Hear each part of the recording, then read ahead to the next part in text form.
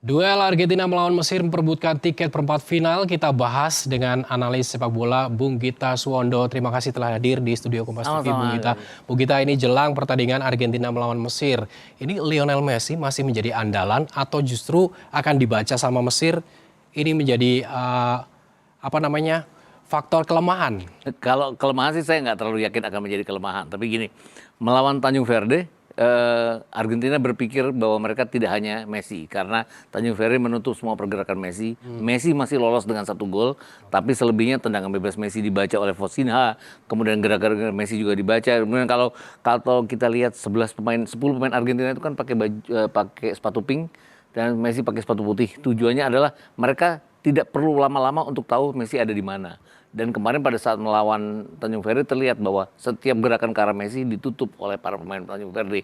Mesir pasti akan melakukan yang sama, dan ini yang harus diwaspadai oleh Argentina, bahwa tidak harus selalu kepada Messi, ada pemain lain yang juga bisa cetak gol.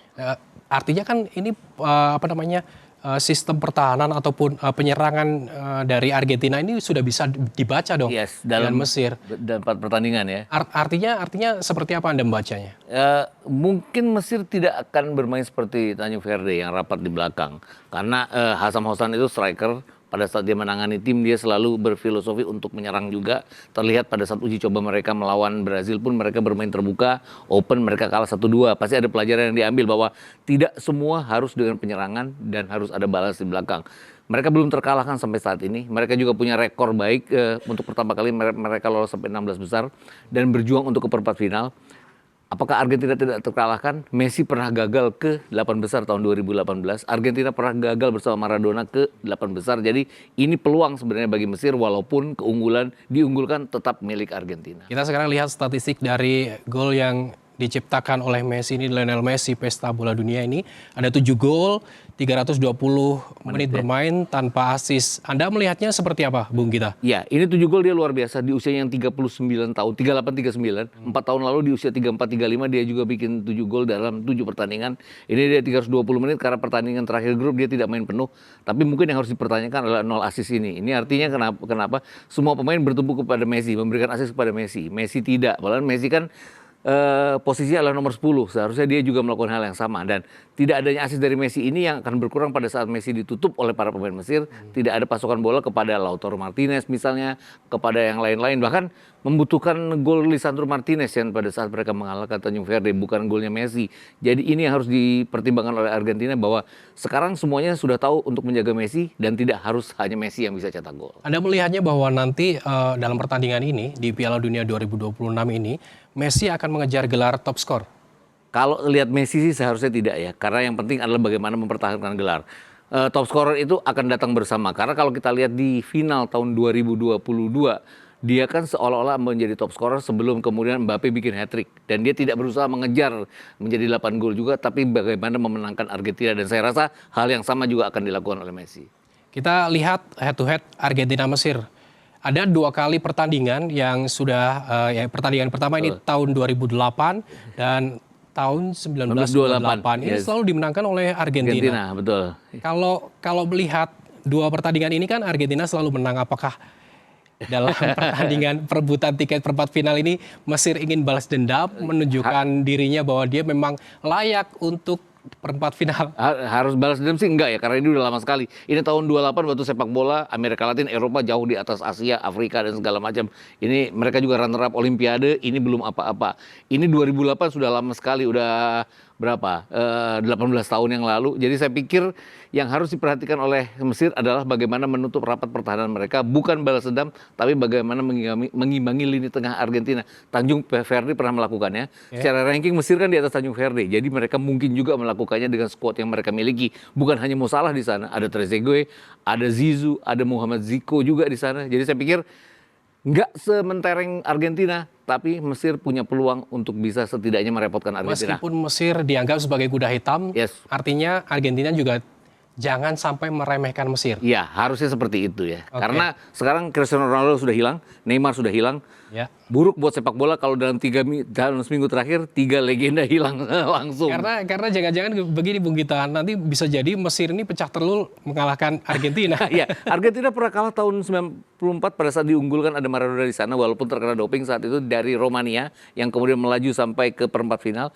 Mereka pernah gagal di 2018 juga di Rusia. Jadi ada Messi di sana. Jadi bukan tidak mungkin hal yang sama terjadi juga. Kita lihat prediksi line up-nya sekarang Bung Gita. Ini Argentina rencananya akan memakai 4-4-2 lalu 4-2-3-1 yang dilakukan oleh Mesir. Anda melihatnya seperti apa? Ini ada Zico dan Salah. Salah juga. Ini Asyur ya. Asyur ini bisa sering bertukar tempat dengan Salah. Jangan juga dilupakan Asyur ini yang bikin 2 gol.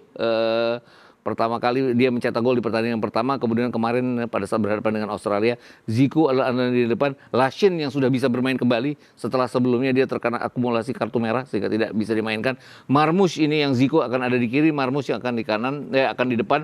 Marmoush ini salah satu striker berbahaya bermain untuk Manchester City sekarang. Kalau ini utamanya adalah Lautaro Martinez, Enzo Fernandez diperkirakan akan bisa main kembali. Ini lapangan tengah yang saya pikir salah satu yang terbaik di Piala Dunia kali ini. Almada yang harus diperhatikan karena belum dalam kondisi yang fit. Jika melihat komposisi ini, susunan pemain ini, gimana nih Mesir akan menghadang Messi? Sebenarnya ini 4-4-2, artinya apa? Ini 2 lapangan Tagliafico dan Almada akan saling bekerja sama, demikian juga Molina dan De Paul. Tapi balik-balik lagi, kadang-kadang yang berfungsi hanya De Paul, sedangkan kalau kita lihat di sini, 5 pemain ini sudah menyatu dengan sangat baik. Setidaknya urusannya adalah Mesir belum pernah kalah, Mesir bisa mengajak tim manapun untuk ke adu penalti. Argentina juga jagonya adu penalti, jadi bukan tidak mungkin ini pertandingan nanti akan berujung ke adu penalti. Dan harus diingat bahwa Argentina juara dunia dengan adu penalti. Mereka mengalahkan Belanda di perempat final 4 tahun lalu juga lewat adu penalti. Kita melihat bahwa Mesir ini punya Mohamed Salah ini. Yes. Kita jika ada Mohamed Salah, mungkinkah bisa melihat kelemahan Argentina?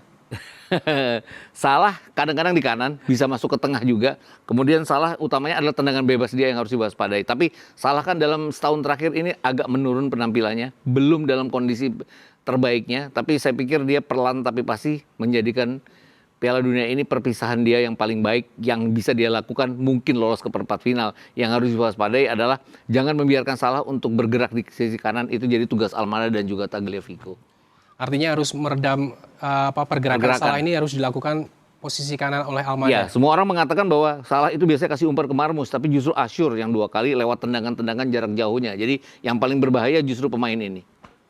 Jika Mesir memilih bertahan total atau mematikan Messi misalnya, apakah Argentina cukup punya variasi serangan untuk tetap membongkar pertahanan mereka? Saya rasa iya. De Paul, McAllister, kemudian Enzo Fernandez dan Almada. Kalau Almada dalam kondisi fit, ini lini tengah yang bisa disebut salah satu yang terbaik dari semua tim. Dan mereka masih bisa ke Lautaro Martinez. Juga ini terlepas dia tangguh sebagai bek kanan, ini Hani ini sudah 2 kali melakukan gol bunuh diri di 4 pertandingan Mesir. Jadi ya balik-balik terakhir melawan Australia di babak 32 besar. Jadi titik lemahnya justru ada pada sang kapten ini, Hani. Jika kita melihat pertandingan ini Argentina melawan Mesir dan Mesir ini dianggap sebagai kuda hitam, ini memikul beban psikologis yang besar Argentina yang difavoritkan atau Mesir yang akan membawa harapan menjadi wakil Afrika yang akan melaju lebih jauh? Saya pikir kalau kita bicara keseluruhan, Afrika sudah ada wakil ya, namanya Maroko. Mesir ini tim dengan ranking ketiga terbaik di Afrika. Jadi saya pikir beban tidak ada pada mereka karena mereka sudah yang terbaik untuk pertama kali lolos ke babak 16 besar. Justru tekanan ada pada Argentina, terutama tekanan setelah mereka juga dibuat repot oleh Tanjung Verde. Selain Argentina versus Mesir yang memperebutkan tiket perempat final, ini ada pertandingan yang tak kalah serunya, Bung Gita. Ini akan ada Swiss melawan Kolombia. Keduanya memperebutkan tiket ke perempat final, namun kita akan bahasnya usai jeda. Saudara, Senin waktu setempat, timnas Swiss menjalani sesi latihan jelang laga melawan Kolombia di babak 16 besar Piala Dunia. Mereka akan menghadapi Kolombia pada Rabu dini hari waktu Indonesia. Skuad asuhan Murad ini, saudara, mengincar tempat di perempat final untuk pertama kalinya sejak 1954.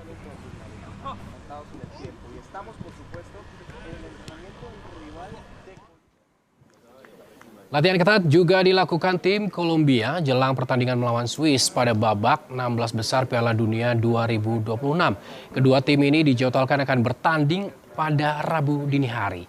Diperkirakan pertandingan ini akan berlangsung sengit untuk mendapatkan tiket menuju perempat final di ajang Pesta Bola Dunia 2026 ini.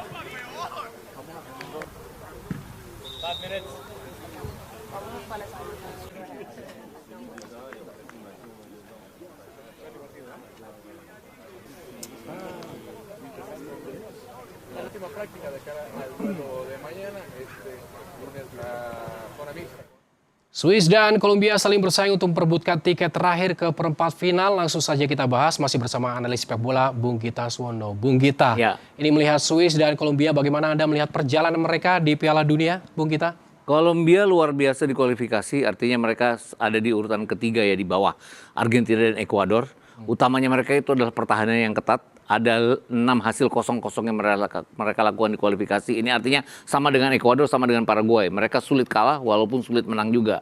Ini terbukti di 4 pertandingan yang sudah dilakukan mereka di Piala Dunia kali ini. Mereka baru jebol 1 kali, artinya 3 clean sheet yang mereka lakukan dengan hasil 1-0, 0-0, 1-0. Mereka menahan imbang Portugal, tapi lini belakang mereka benar-benar terjaga. Hanya Uzbekistan yang bisa menjebol gawang mereka. Jadi balik-balik lagi. Kalau kita lihat ini ada pemain unggulan mereka ini Ya, dari Granit Xhaka, ya. Swiss, ada Saka, yang itu ada James James Rodriguez. Rodriguez. Anda melihatnya apakah akan menarik? Sama-sama di lini tengah, Granit Xhaka lebih sebagai gelandang bertahan dengan tugas bertahan. Kalau kita bicara James Rodriguez lebih gelandang serang, merupakan playmaker tim.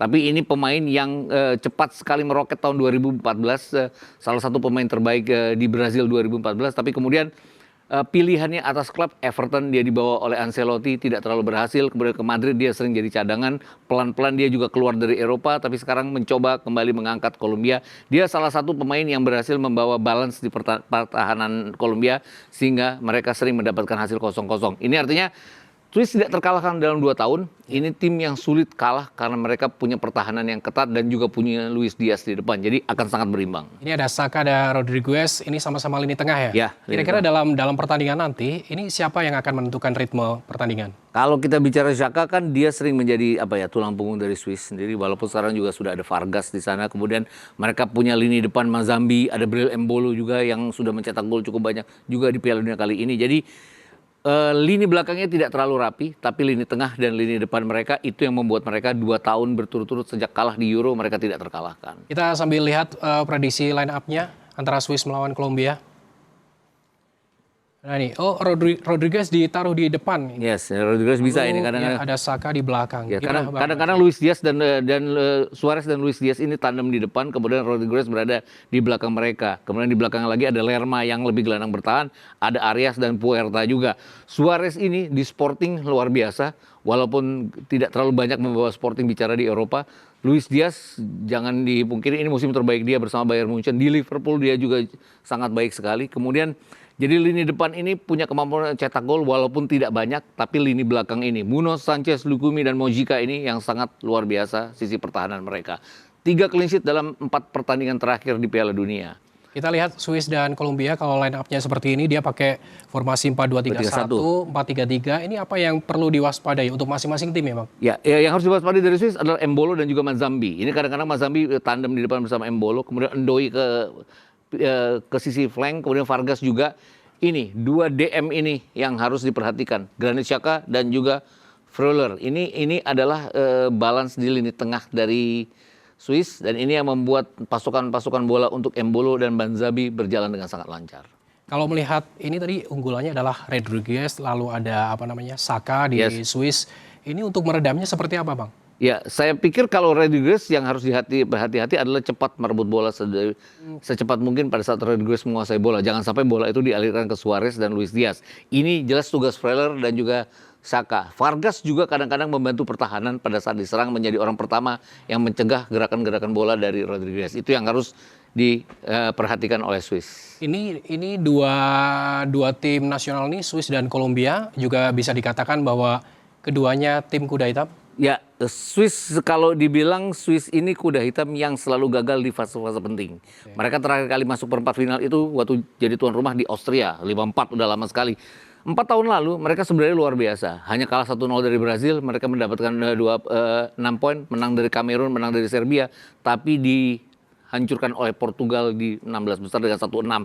Sering sering tidak konsisten dan kolaps di pertandingan-pertandingan penting. Ini salah satu pertandingan penting di mana mereka punya potensi untuk terjadi yang hal serupa karena potensi dari Luis Diaz dan juga Suarez sendiri. Karena kita bicara Portugal 4 tahun lalu, ada Cristiano Ronaldo yang dicadangkan, tapi ada Gonzalo Ramos yang menciptakan hat-trick saat Di itu. Swiss versus Kolombia ini ada di 16 besar memperbuatkan tiket untuk perempat Perempat final. final. Lalu ada Argentina melawan Mesir. Kita lihat 16 besar pesta gol. Nah, siapa yang akan menang nanti?